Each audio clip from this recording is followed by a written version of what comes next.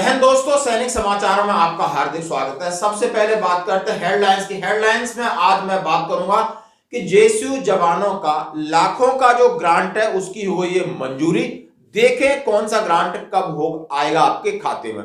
और दूसरी बात करूंगा, यदि आप पेंशनर हैं तो आप अपने डॉक्यूमेंट्स को कैसे चेक करें ताकि आपकी पेंशन में कोई नहीं आएगी रुकावट। यदि कहीं गड़बड़ी है तो कैसे करें सुधार। सबसे पहले देशभक्ति का वो जज्बा, जो सेना के जवान बॉर्डर पर भी उस तरीके का गाना गा रहे हैं जिससे आप देख करके आपके अंदर देशभक्ति जाग उठेगी। और वहां पर है माननीय प्रधानमंत्री नरेंद्र मोदी जी और जंगल में हो रहा है मंगल, मां तुझे सलाम। हाँ, एक और आप पहले ये सुनिए।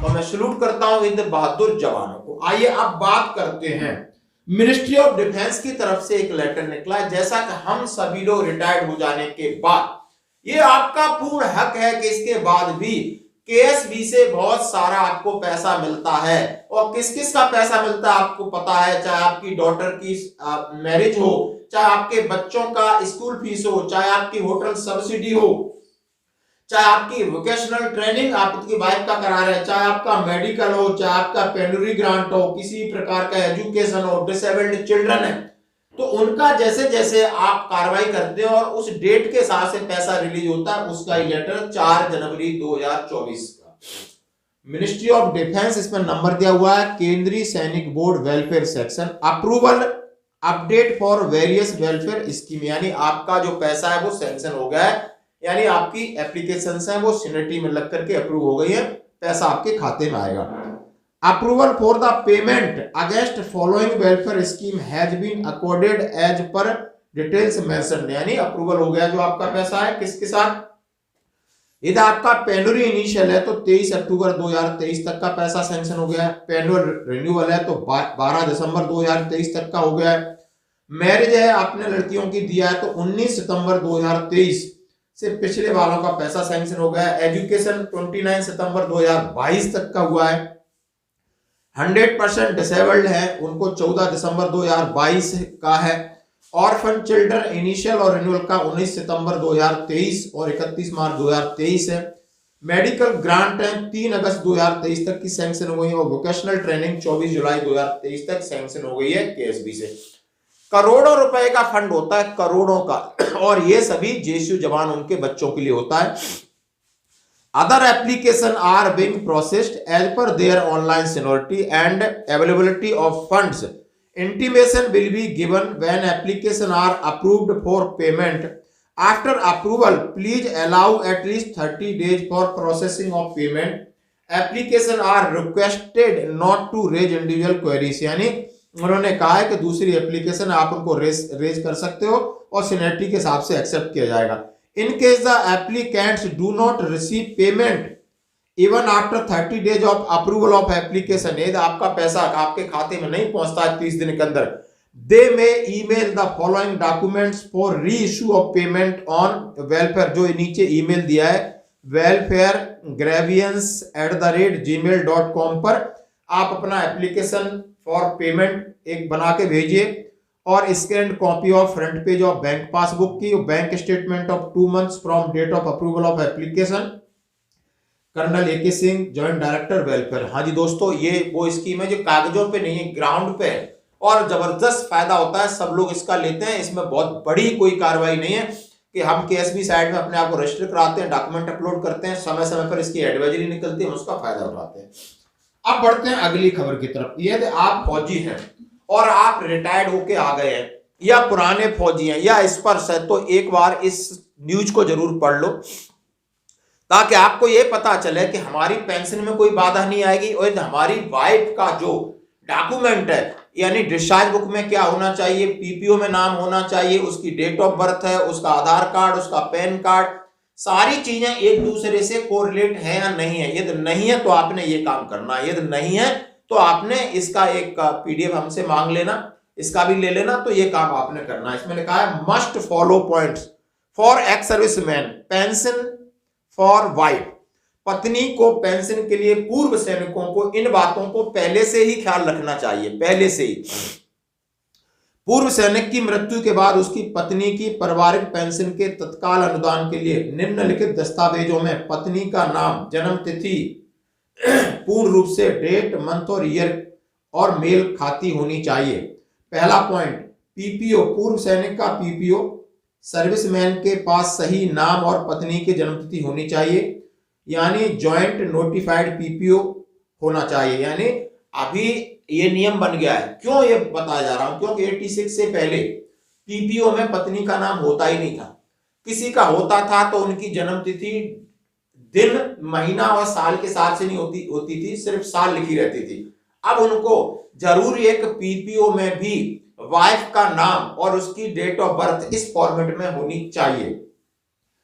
यानी संयुक्त पेंशन खाता यानी ज्वाइंट अकाउंट, पूर्व सैनिक के पेंशन खाते में पत्नी का सही नाम और जन्म तिथि लिखी होनी चाहिए। और पेंशन बैंक खाता पत्नी के साथ संयुक्त खाता होना चाहिए, यानी ज्वाइंट अकाउंट होना चाहिए था। और उसके अंदर जो फैमिली की डिटेल है वो आपके पीपीओ की डिटेल से मैच होनी चाहिए, और जो पीपीओ में डिटेल है वो डिस्चार्ज में जो लिखा है उससे मैच होना चाहिए। यानी डिस्चार्ज बुक की डिटेल, पीपीओ की डिटेल और बैंक की डिटेल सेम होनी चाहिए। अब डिटेल में क्या क्या आता है, उसका नाम, उसकी स्पेलिंग, उसका डेट ऑफ बर्थ, उसका डेट ऑफ बर्थ का फॉर्मेट, उसका आधार नंबर, उसका पैन कार्ड नंबर, ये सारी होनी चाहिए। और दूसरा, पत्नी का आधार कार्ड, पत्नी का नाम, जन्म तिथि सही लिखी होनी चाहिए। पत्नी का पैन कार्ड, ये मैंने आपको बता दिया। जैसे कि 1986 से पहले जिन्होंने रिटायर्ड हुए हैं तो उनकी डिस्चार्ज बुक में पत्नी का नाम नॉमिनी के तौर पर लिखा जाता है। परिणाम स्वरूप पति की मृत्यु के बाद उसकी विधवा को पारिवारिक पेंशन नहीं मिलेगी। इसके लिए पूर्व सैनिकों को अपने जीवन काल के दौरान, यानी अभी आप इसको सही कर सकते हो, पीपीओ में पत्नी का नाम दर्ज कराने और पीपीओ को दोबारा पीपीओ को प्राप्त करने के लिए एक्स सर्विस बोर्ड के माध्यम से रिकॉर्ड कार्यालय में आवेदन करना होगा। और इसका लेटर है, उसका मेमोरेंडम है 30 जुलाई 2022 को एक निकला था कि आपने सैनिक बोर्ड में जाइए, यदि आप पत्नी का डेट ऑफ बर्थ पूरी तरीके से उसमें दर्ज नहीं है तो आपने कार्रवाई करानी है। पूर्व सैनिक पीपीओ में पत्नी का सही नाम लिखा है और वह नाम पत्नी के संयुक्त खाते में है, आधार और पैन कार्ड से मेल खाता है, तो विधवा पीपीओ पारिवारिक पेंशन मिलेगी। पीपीओ अब विधवा के नाम पर अलग से जारी या जारी नहीं किया जाएगा, ऑलरेडी उसमें लिखा है। पीपीओ में पत्नी का नाम गलत है और वह नाम पत्नी के आधार कार्ड, पैन कार्ड के साथ मेल नहीं खाता है, तो दो विकल्प है। पहला विकल्प है पत्नी जो पीपीओ, यानी जो पीपीओ में पत्नी का नाम है तो आधार और पैन कार्ड में नाम दें, उस आधार और पैन कार्ड में बैंक में पत्नी का नाम बदल लें। यानी पीपीओ का जो नाम है वो नहीं बदला जाएगा, आप अपने आधार कार्ड, पैन कार्ड और बैंक में नाम चेंज कर सकते हो। दो ऑप्शन है, या तो फौज के डॉक्यूमेंट में कैसे चेंज कराना है या सिविल के डॉक्यूमेंट में कैसे चेंज कराना है। मस्ट भी है कि जो फौज के डॉक्यूमेंट में नाम है उसी हिसाब से ये काम आसान है कि हम आधार और पैन में करा सकते हैं, यहाँ ज्यादा तकलीफ नहीं है। यदि आप नहीं करा पाते तो उन्होंने कहा आप इसमें कठिनाई होगी। यदि पत्नी का नाम आधार कार्ड, पैन कार्ड में बदलवाना संभव नहीं है तो आपके रिकॉर्ड में पत्नी का नाम और जन्म तिथि को पीपीओ में सही किया जाना चाहिए। इसके लिए आपको 3 कदम उठाने होंगे। पहला कदम, रिकॉर्ड में पत्नी का सही नाम और जन्म तिथि बदलने के लिए सैनिक बोर्ड के माध्यम से रिकॉर्ड कार्यालय में आवेदन करें। जब नाम और जन्म तिथि में सुधार के लिए भाग 2 का आदेश अभिलेख कार्यालय से आता है, यानी जैसे सुधार होकर आता है, तो अपनी डिस्चार्ज बुक में उसकी एक प्रविष्टि कराएं। सैनिक बोर्ड के माध्यम से रिकॉर्ड कार्यालय में फिर से आवेदन करें। रिकॉर्ड कार्यालय में अपनी पत्नी का नाम और जन्मतिथि बदलने के लिए आपका केस पीसीडीए पीपीओ को भेजेगा और वहां से पीपीओ दोबारा आएगा, यानी रिकॉर्ड कार्रवाई करेगा। यदि पत्नी के सही नाम जन्मतिथि के अनुसार शुद्धि पत्र यानी कोरेंडम पीपीओ प्राप्त हो जाता है तो भविष्य में पत्नी की पारिवारिक पेंशन प्राप्त करने में कोई कठिनाई नहीं होगी। पीसीडीए उन लोगों के लिए शुद्धि पत्र पीपीओ जारी नहीं कर रहा है जिनकी पेंशन स्पर्श प्रणाली में आ गई है। सीधे जीवन साथी नाम और जन्मतिथि बदलवाना उसका एक सॉफ्टवेयर का सिस्टम है, आप सभी समझते हैं। यदि पीपीओ में पत्नी की जन्मतिथि गलत है और सर्विस रिकॉर्ड या पीपीओ में पत्नी की जन्मतिथि गलत तो आधार और पैन कार्ड में जन्मतिथि बदलवाएं। मिलान करें या इसे बदलवाने के लिए रिकॉर्ड ऑफिस में आवेदन करें। यदि पत्नी की जन्मतिथि रिकॉर्ड में नहीं है, पीपीओ में केवल उम्र या वर्ष लिखी है, तो रिकॉर्ड पर सही जन्मतिथि अंकित करके भाग 2 के लिए आवेदन करें। जब सेम चीज है जैसे आपने चेंज करा है, आप करना पड़ेगा। याद रखें, जीवन साथी का नाम, जन्मतिथि का सुधार एक साथ सारे करें। सभी दस्तावेज सोल्जर बोर्ड के माध्यम से एक बार रिकॉर्ड कार्यालय को भेजें, अलग से नहीं। जैसा कि कहा गया है कि आपने समझ लिया कि ये यदि आप अभी भी आप पेंसिल ले रहे हो, एक बार अपने डिस्चार्ज बुक को चेक करें, अपने पीपीओ को चेक करें, अपने बैंक पासबुक को चेक करें, आधार पैन कार्ड को चेक करें, नाम चेक करें, नाम की स्पेलिंग चेक करें, आधार नंबर चेक करें, पैन नंबर चेक करें, डेट ऑफ बर्थ चेक करें, क्योंकि ये बहुत बहुत बहुत जरूरी है। आज की खबरों में इतना ही, बने रहिए हमारे साथ।